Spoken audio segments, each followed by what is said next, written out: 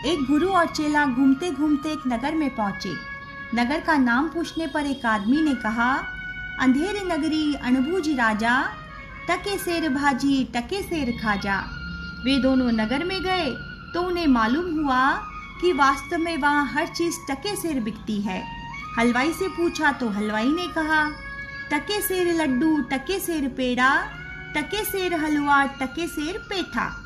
सारी ही चीज़ें टके सेर देखकर चेले ने सोचा कि यहाँ रहकर मौज उड़ाई जाए, क्यों दर दर भटका जाए, इससे अच्छी जगह दुनिया में हो ही नहीं सकती। गुरु ने उसे बहुत समझाया, लेकिन चेला वहाँ से जाने को राजी नहीं हुआ।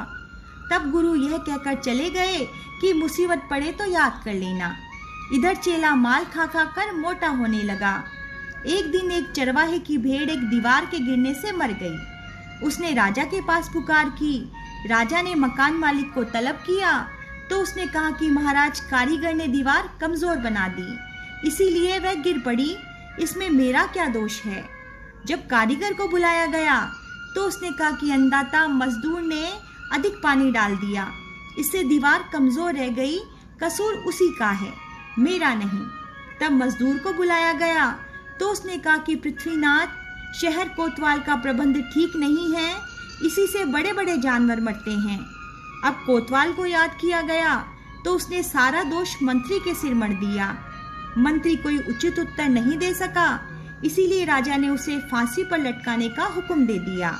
मंत्री दुबला पतला था, फांसी का फंदा उसके गले में ठीक नहीं बैठा, तो राजा ने हुक्म दिया कि जिसके गले में यह फंदा फिट बैठे उसी को फांसी दे दी जाए। ऐसे आदमी की तलाश में दौड़ धूप शुरू हुई तो हलवाई की दुकान पर उसी चेले को पकड़ लिया गया। चेला बहुत चकराया। राजा के सिपाही उसे घसीटते हुए फांसी की ओर ले चले। तब चेले ने गुरु को याद किया। गुरु ने आकर सारा मामला पूछा और चेले के कान में कुछ कहा। तब दोनों फांसी पर लटकने के लिए आपस में लड़ने लगे। गुरु ने कहा कि मैं फांसी चढ़ूंगा, चेले ने कहा कि मैं। जब उन्हें ऐसा करते करते कुछ देर हो गई तो राजा ने पूछा कि क्या बात है। तब गुरु ने कहा कि महाराज, इस वक्त बहुत उत्तम मुहूर्त है, इस मुहूर्त में जो फांसी चढ़ता है वह सारी पृथ्वी का एक छत्र सम्राट होता है। यह सुनकर राजा ने कहा कि तुम सब लोग अलग हो जाओ, ऐसे उत्तम मुहूर्त में हम खुद फांसी पर चढ़ेंगे। गुरु और चेला तो वहां से चंपत हो गए और राजा जी फांसी पर लटक गए।